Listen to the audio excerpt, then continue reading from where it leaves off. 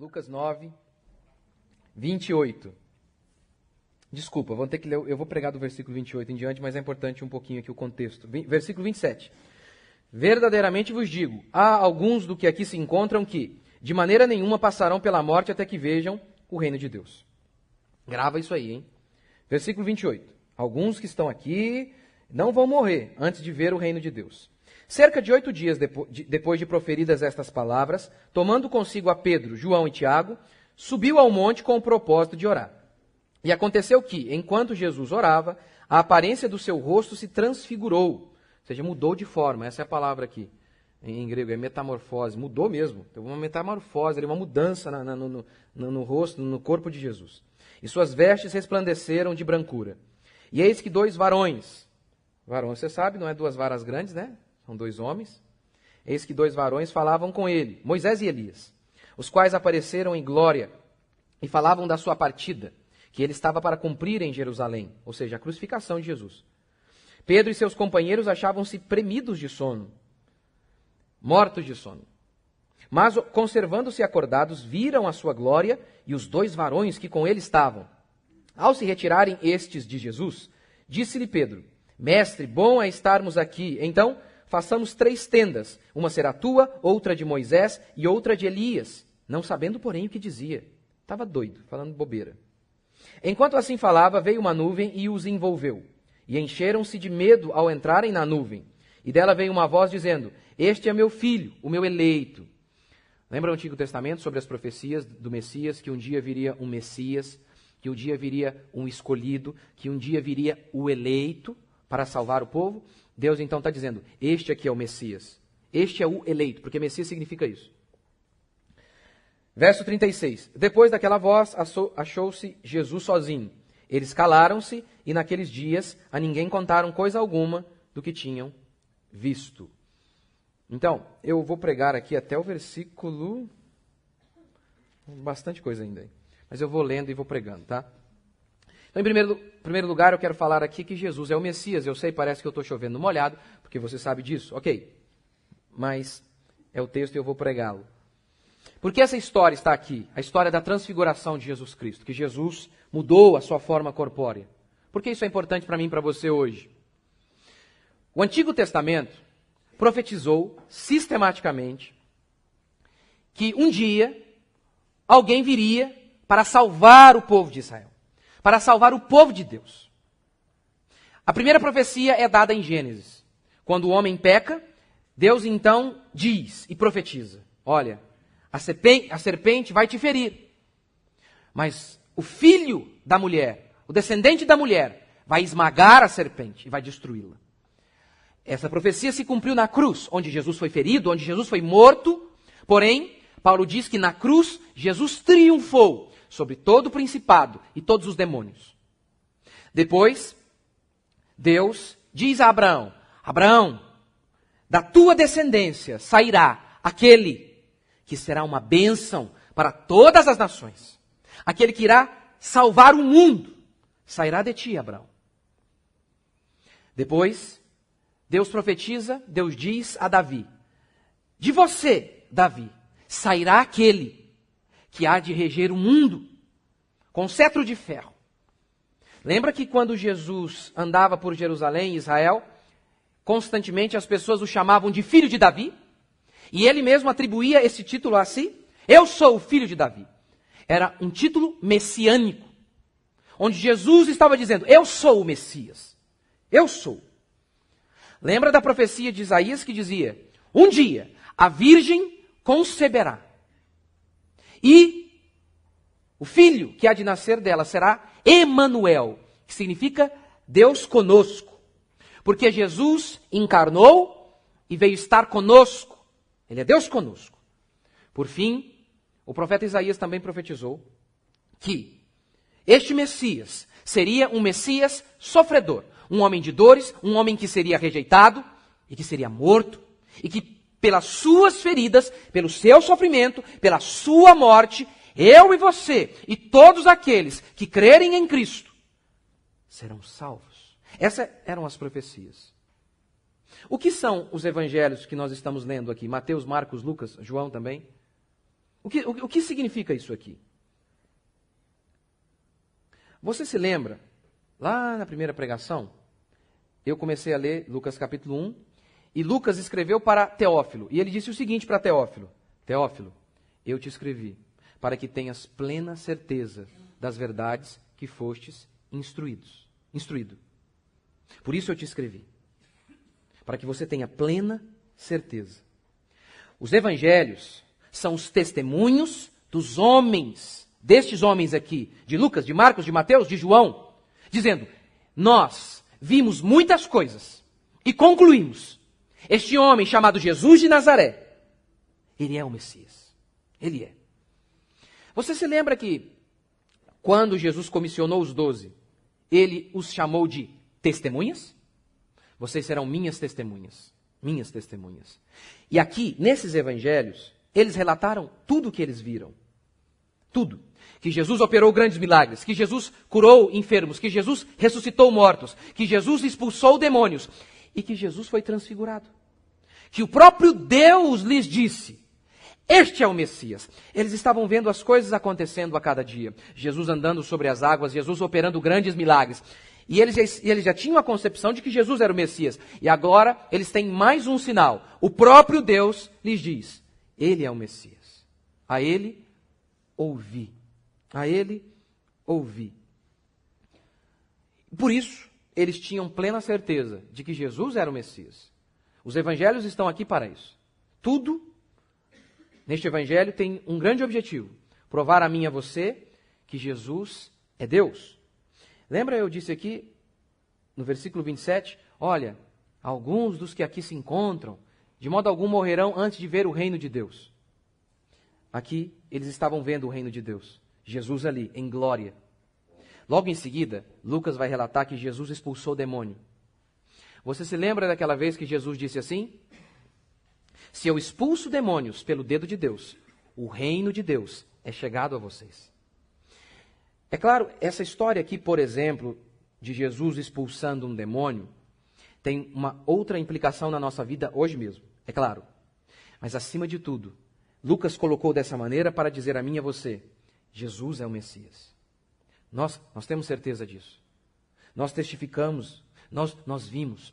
Pedro, em sua carta, ele diz assim: não houve dolo na boca de Jesus.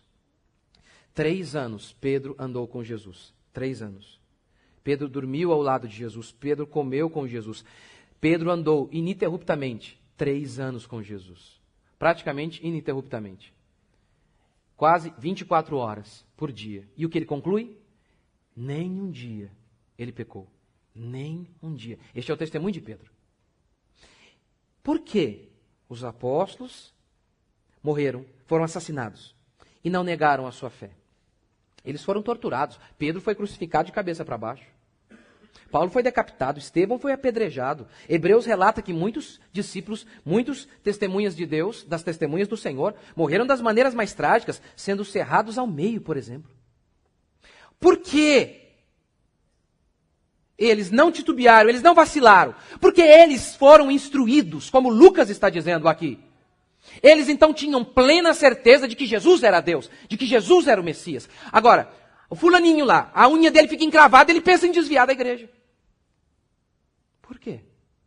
Porque ele não tem plena certeza da fé dele. Porque talvez a sua fé é uma coisa de domingo. Talvez a sua fé é uma coisa cultural, é uma herança cultural. Em meu país quase todo mundo é cristão. Então eu sigo o efeito manada. Ele não foi instruído, ele não tem plena certeza de que Jesus é o Messias. E aí então, diante da primeira dificuldade, da primeira angústia, ele pensa em desanimar. Os evangelhos foram escritos por aqueles homens que perderam tudo, que morreram, que foram assassinados das maneiras mais cruéis possíveis. Como eu sempre falo, em qual religião há isso aqui? De vez em quando eu ouço alguém dizendo, né? As religiões são todas iguais. Iguais uma ova. Iguais? Qual religião? Qual religião tem um líder que diz, eu sou Deus? Hã? Nem Maomé disse isso. Ele disse, eu sou um enviado de Deus. Em nenhum momento Maomé disse que era Deus. Eu sou um enviado de Alá. Joseph Smith, fundador dos Mormons, ele diz, Deus me enviou, eu sou o profeta. Nem os mais doidos chegaram a dizer que são Deus. Afirmaram sobre si mesmos. Como assim? Jesus disse, ele é Deus, isso não há em nenhum lugar. Qual religião é baseada no testemunho sólido de inúmeras pessoas que afirmaram terem visto Jesus morto na sexta e ressurreto no domingo? Qual religião é baseada em um fato histórico, na morte de um homem, que estes homens aqui alegam ser Deus? Qual religião do mundo é baseada nisso? Nenhuma. Nossa fé é única. E ela é a única verdade, como Jesus bem disse. É por isso que você pode se levantar amanhã e enfrentar todos os seus desafios e seus problemas, na sua casa, onde você estiver. Sabe por quê? Porque só o Senhor Jesus é Deus. E Ele te redimiu de todos os seus pecados e preparou a eternidade para aqueles que são do Senhor. Quantos creem? É isso que a Escritura diz. Por isso estamos lendo aqui.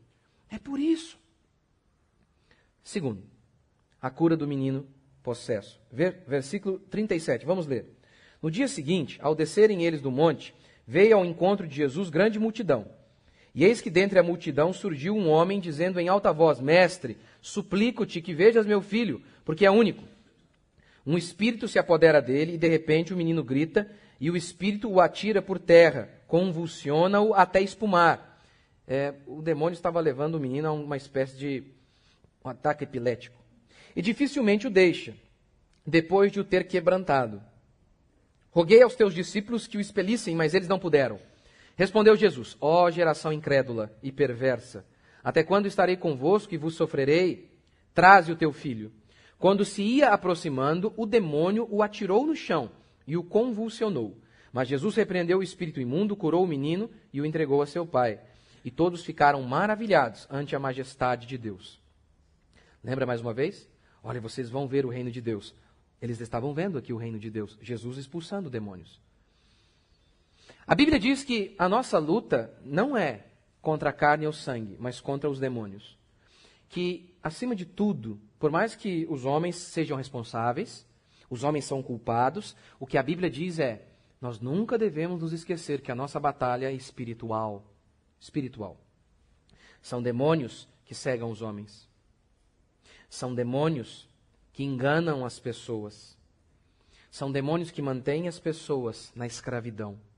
São demônios. Eu penso, por exemplo, em Karl Marx. As suas doutrinas mataram mais de 100 milhões de pessoas só no século passado. Aquilo ali não é fruto apenas da inspiração humana. Aquilo ali vem direto do inferno. Aquelas doutrinas malignas. Não sem razão, muitos cristãos viram Karl Marx como uma espécie de anticristo. Demônios. Esses dias ouvimos falar aí de um pai, pastor, que matou a criança. Eu nem consigo acreditar que é um negócio. Eu penso que isso aí só pode ser mentira, não é possível. Matou o próprio filho para ter ibope. A culpa é dele, apenas dele. Mas isso também é demônio associado. A culpa é sempre nossa, nunca é do demônio. Não estou de maneira alguma responsabilizando o capeta. Mas é claro, a Bíblia diz, o diabo atua e atua sim. A fé cristã é muito mais do que um ajuntamento de regras morais. Ela é poder de Deus que liberta. Que liberta uma criança que está possessa. Que liberta um homem viciado. Que liberta alguém que está no fundo do poço. Que liberta aquele que está arrebentado e destruído. A fé cristã é poder.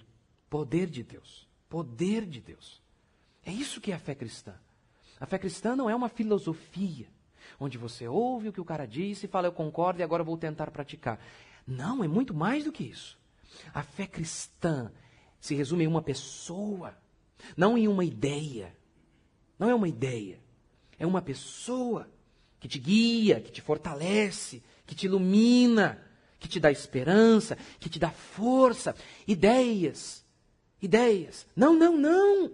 A fé cristã se resume em Cristo Jesus. Paulo diz isso. Já não sou eu, mas quem vive. Cristo vive em mim. Isso é real. Isso é vivido e experimentado pela fé, mas é real. É aquela força para, diante de mais uma dificuldade, você se levantar, de mais uma lambada que a vida te deu, você ganha força. Não é apenas uma ideia, não! É vida mesmo, é poder mesmo. Poder de Deus, como diz Isaías, aqueles que esperam no Senhor renovam suas forças. Como? Porque Deus, de maneira miraculosa, faz isso por nós. Sim, é isso que Ele faz. Amanhã mesmo você vai enfrentar mais um dia. Enfrente-o pelo poder de Deus. Lá na sua casa, no seu trabalho, talvez você esteja agora mesmo enfrentando um dilema em sua família. A fé cristã é poder de Deus para você.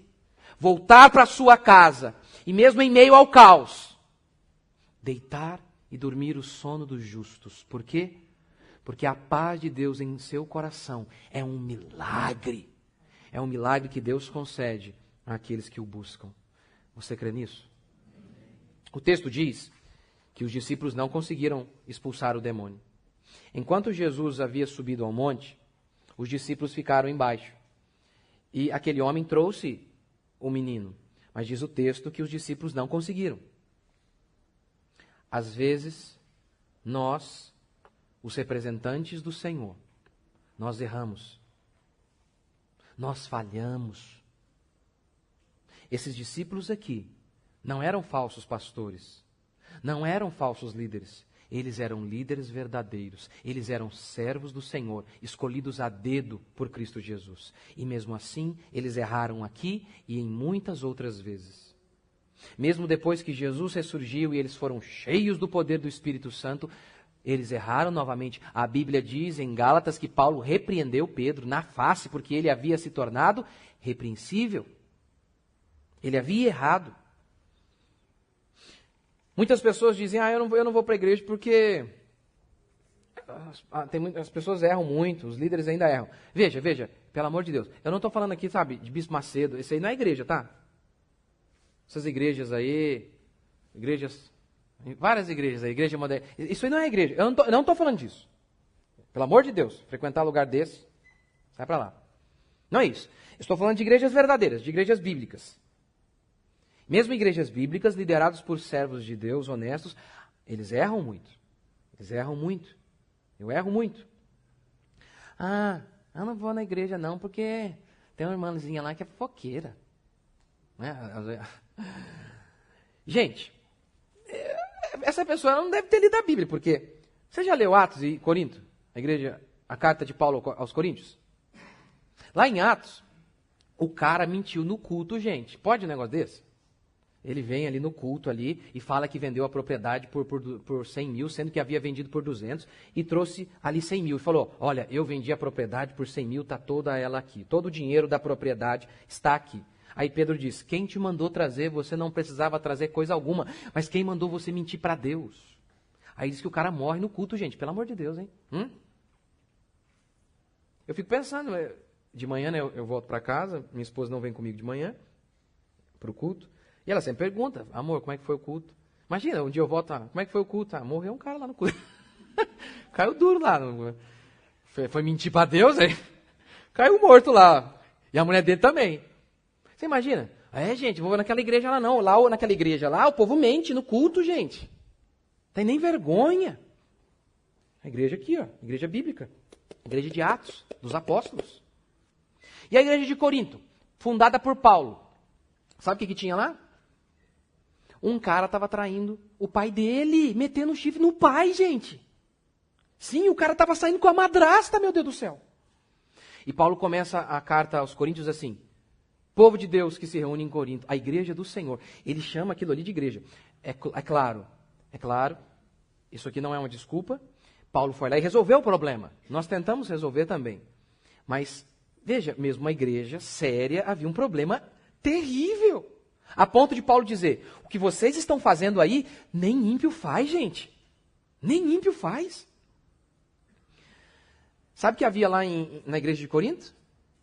Havia alguns cristãos que não criam em ressurreição. Pode um negócio desse? A grande mensagem de Paulo era que Cristo ressurgiu. E havia membros na igreja de Corinto que não acreditavam em ressurreição, gente. Aí você vai falar, é porque essa igreja aí, o pastor não prega a Bíblia, gente. É isso? Paulo? Vai falar isso de Paulo? Vai cair morto agora aí. É, porque nessa igreja aí, esse pastor está entretendo o povo. Paulo entretendo o povo? Mas claro, Paulo tentou resolver. Mas olha que coisa. Às vezes a igreja falha. Mas esse é o milagre. Olha que milagre. É que Deus use o pequeno Davi para derrubar o gigante Golias. É que Deus use pessoas falhas e limitadas para abençoar o seu povo, como ele disse em Efésios, que Deus constituiu apóstolos, pastores e mestres com vistas ao aperfeiçoamento dos santos, para abençoar os santos, para ajudar os santos, para guiar os santos. Esses homens cheios de falha. Esses aqui, lembra semana passada que eu preguei, não é? Que os discípulos estavam lá, não, é hoje. Caramba, estou adiantando. É hoje que eles falam assim, quem é o maior entre nós? Daqui a pouquinho eu vou falar. Esses daqui são os servos do Senhor, versículo 46 em diante. Esse é o milagre. Deus decidiu te abençoar por meio de uma igreja, por meio de líderes que são falhos e limitados. E esse é o milagre. Que Deus use a mula para falar com o seu povo. Sempre, qualquer pastor é apenas uma mula. Terceiro, os discípulos não entendiam o que Jesus dizia. Vamos ler o versículo 44. Como todos se maravilhavam de quanto Jesus fazia, disse aos seus discípulos, fixai nos ouvidos as seguintes palavras, o Filho do Homem está para ser entregue nas mãos dos homens. Lembra o que é Filho do Homem? Jesus, como Messias, ele deveria ter a natureza humana para poder nos salvar de nossos pecados. Então, Filho do Homem era uma designação messiânica de Jesus, para dizer, eu nasci do homem, eu tenho a natureza humana em mim, eu posso morrer pelos homens. Este está para ser entregue nas mãos dos homens. Eles, porém, não entendiam isto, e foi-lhes encoberto para que não os compreendessem, e temiam interrogá-lo a este respeito. É claro que o texto aqui, por um lado, está dizendo que Deus ocultou o conhecimento àqueles homens, este conhecimento aqui, mas, por outro lado, é óbvio que eles eram responsáveis. Eles não estavam entendendo, em primeiro lugar, por culpa deles. Era muito claro, Jesus disse várias vezes, eu vou morrer. Eu vou morrer. E o texto diz que eles não conseguiam entender. Como isso é possível? Como isso é possível? Você se lembra quando Pedro disse, tu és o Cristo? Jesus perguntou, o que o povo diz a meu respeito? Jesus disse, e Pedro respondeu, tu és o Cristo, o Filho de Deus. Jesus falou, parabéns. E aí então Jesus falou, olha, eu vou morrer. Está vendo? Mais uma vez ele falou, eu vou morrer, eu vou ser crucificado, vou ser entregue na mão desses líderes.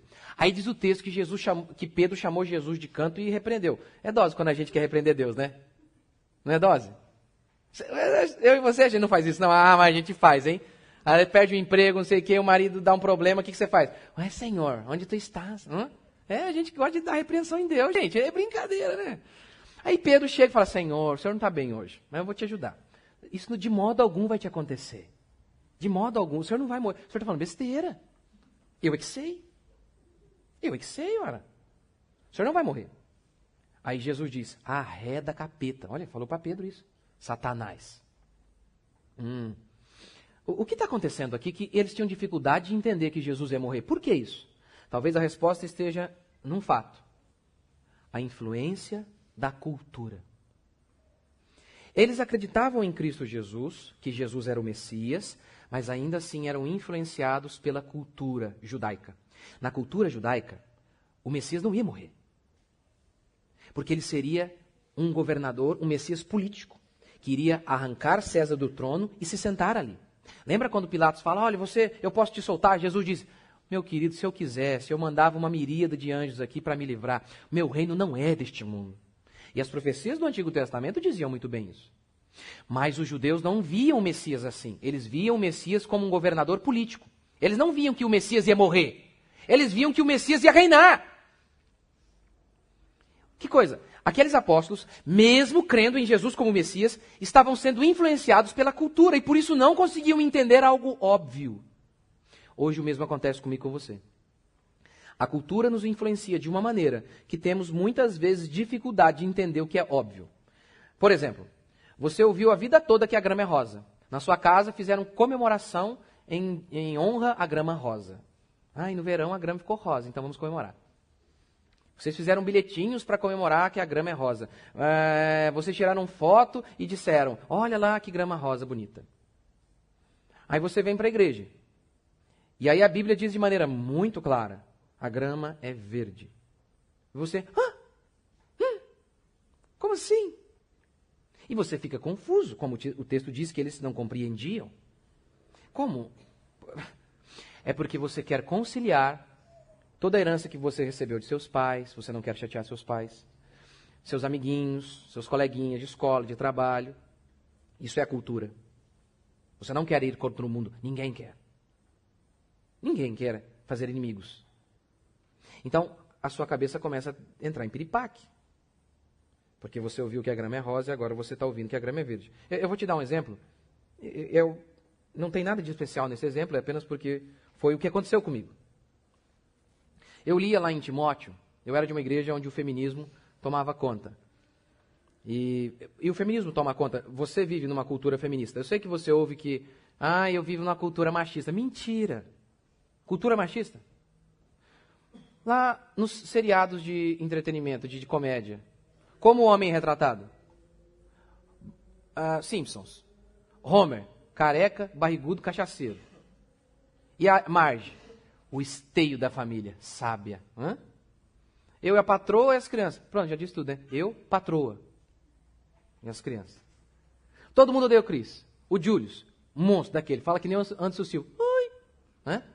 Quem que manda em casa? A mulher. Rochelle. Cultura machista? Cultura machista? A maioria dos homicídios e dos crimes são cometidos contra homens. A esmagadora maioria. Mais de 90%. Mas há uma delegacia para mulher, não há para homem específico. As mulheres aposentam mais cedo.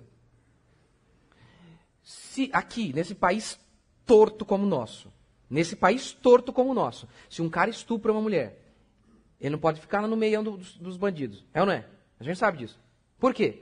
O cara chega lá, o bandido está ali, o cara esfaqueou. Rasgou o outro lá. Ele é homicida, doido. Serial killer. Não presta o cara. Aí chega lá, cai lá no meio deles lá. Só tem bandido ali, só homicida. Aí cai no meio deles um estuprador. Alguém fala, esse é o estuprador. O que aqueles assassinos falam?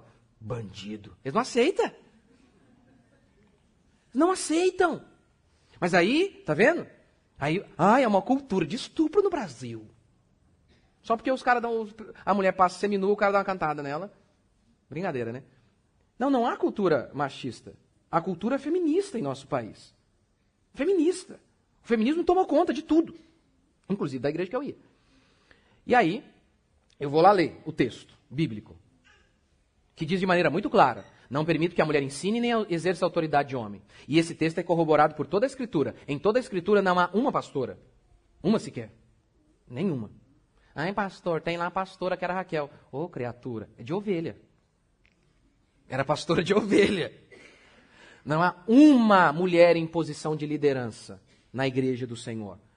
Uma sequer. Há 12 apóstolos, não há apóstolas. Nem tem feminino para isso, gente. Não é? Não há. Não há. Há sacerdotes, não há sacerdotisas. O texto é muito claro. Não permite que a mulher ensine nem exerça autoridade de homem na igreja. Sabe como? Aí eu ia ler esse texto. E aí a influência da cultura aqui na minha cabeça. Quando eu li, eu falei, gente, mas a Bíblia é machista então? Porque eu vi que a mulher pode fazer o que ela quiser. Não, ela não pode. Assim como o homem também não pode. Homem, você não faz o que você quiser. Eu sei, alguns homens estão dizendo que podem aí. Por exemplo, esse dia um traveco falou que estava menstruado. Pode isso? Eu estava menstruada. O homem não pode engravidar. O homem não pode fazer tudo. Assim como a mulher também não pode. Porque Deus deu funções diferentes para cada um.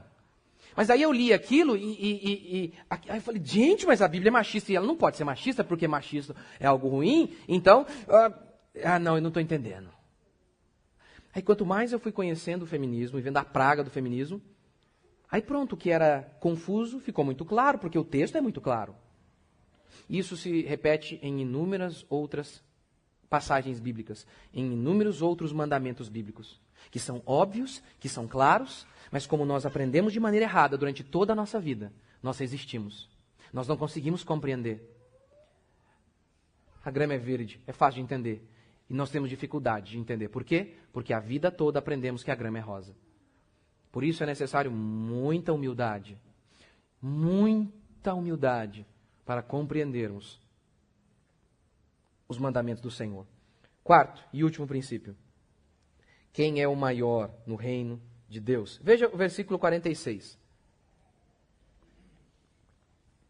Levantou-se entre eles uma discussão sobre qual deles seria o maior. Entre eles quem? Os apóstolos. Mas Jesus, sabendo o que se lhe passava no coração, tomou uma criança, colocou-a junto a si. E lhes disse: quem receber esta criança em meu nome, a mim me recebe. E quem receber a mim, recebe aquele que me enviou. Porque aquele que entre vós for o menor de todos, esse é que é grande. Aqui nós temos os apóstolos. E os apóstolos estão lá. Ah, quem que é o maior aqui? Ah, sou eu, Pedro. Ah, tá tirando. Esses homens aqui não são qualquer tipo de homem. São os apóstolos de Cristo. São servos do Senhor escolhidos a dedo. Andaram com Jesus aqui, nesse momento aqui, quase 3 anos andando com Jesus. Eles deixaram tudo para seguir a Cristo Jesus. E mesmo assim, o bichinho da ambição os mordeu. Mesmo assim. O nosso maior problema não é que somos maus. Talvez o nosso maior problema é que não sabemos que somos maus. Nós achamos que não possuímos inveja. Nós achamos que não somos ambiciosos. A ambição te distancia de Deus. A ambição te distancia de sua família. A ambição te distancia da felicidade. Jesus não disse que o amor ao dinheiro é a raiz de todos os males? E por que as pessoas amam tanto dinheiro senão pelo poder que ele lhes dá? Não é por cobiça que igrejas racham? Não é por isso? Porque o pastor quer ter um reininho próprio e aí ele abre uma nova igreja? Não é? Não é por ambição que muitos pais abandonam seus filhos, deixam seus filhos entregues? O desejo de grandeza permeia a alma humana. Ela está encalacrada em mim e em você. A parábola de Jotão é muito interessante. Um filho de Jeroboão, tão cobiçoso pelo trono de seu pai, ele matou todos os irmãos. Todos os irmãos, para não ter concorrente. Somente um irmão sobreviveu, Jotão. Jotão cresceu e um dia ele se aproximou do povo e contou uma parábola. Pessoal, na floresta, no campo, as árvores se reuniram para estabelecer um rei sobre elas. E disseram à oliveira: Oliveira, reine sobre nós. E a oliveira disse: Não, eu não quero reinar. Eu quero dar o meu azeite a vocês. Figueira, reine sobre nós. A figueira disse: Não, eu não quero reinar. Eu quero dar a minha fruta a vocês. Espinheiro, reine sobre nós. E o espinheiro disse: É nós. Pode deixar. É comigo. Joga em mim. Joga em mim.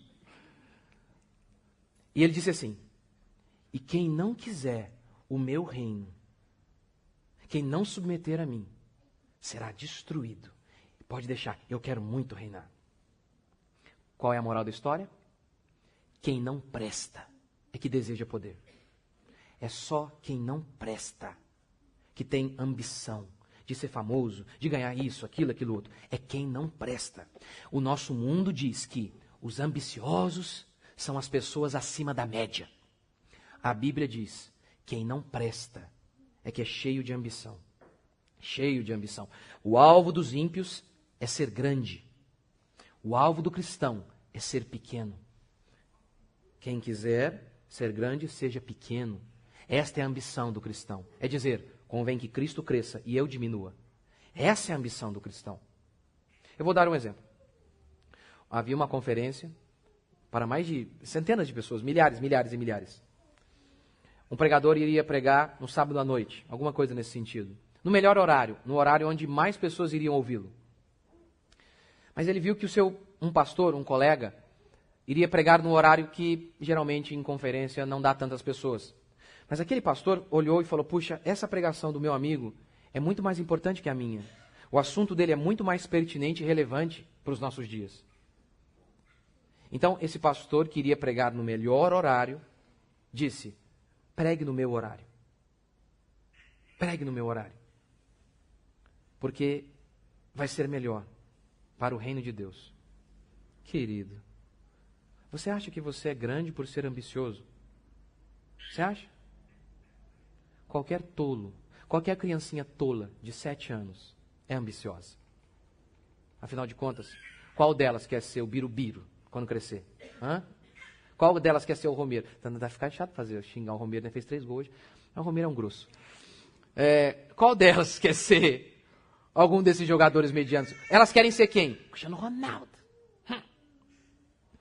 Todos nós queremos aparecer, estar no holofote. Isso é coisa de gente comum. Isso é coisa de gente comum.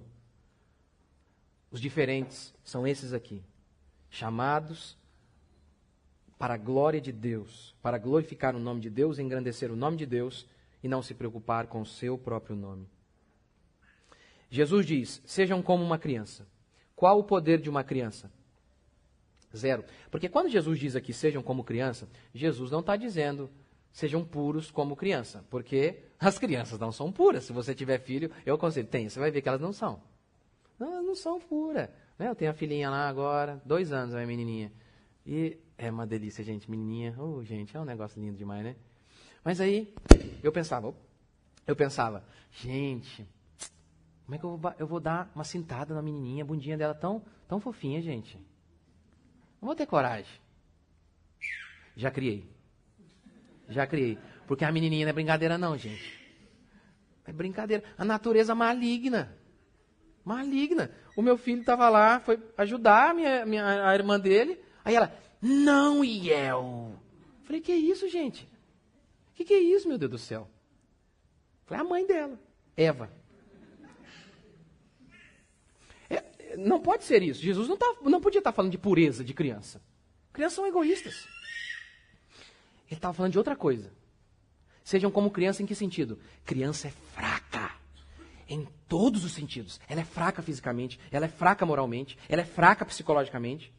Ela é fraca financeiramente, ela não tem nada. É nesse sentido. Totalmente débil. Totalmente fraca. Sem poder algum. Criança não tem poder algum. É frágil como louça. É o que Jesus está dizendo. Sejam assim. Reconheçam que são. Vocês já são assim. O que Jesus está dizendo Jesus não está dizendo, olha, vocês são fortes e finjam que vocês são fracos. Não é isso. O que Jesus está dizendo vocês são assim. Vocês apenas ainda não reconhecem. E então ele diz, quem quiser ser o primeiro será o último. Exigir isso de mim e de você, é como exigir de um peixe, pare de nadar. Sim, a ambição é o ar que respiramos. Você não pode obedecer esse mandamento. Eu e você não podemos obedecer o que Jesus disse aqui. Você não pode obedecer nenhum mandamento de Cristo Jesus. Nenhum. Isso é ser cristão. É levantar de manhã e dizer, eu não posso fazer. Eu não posso fazer nada. Eu preciso de um milagre diário.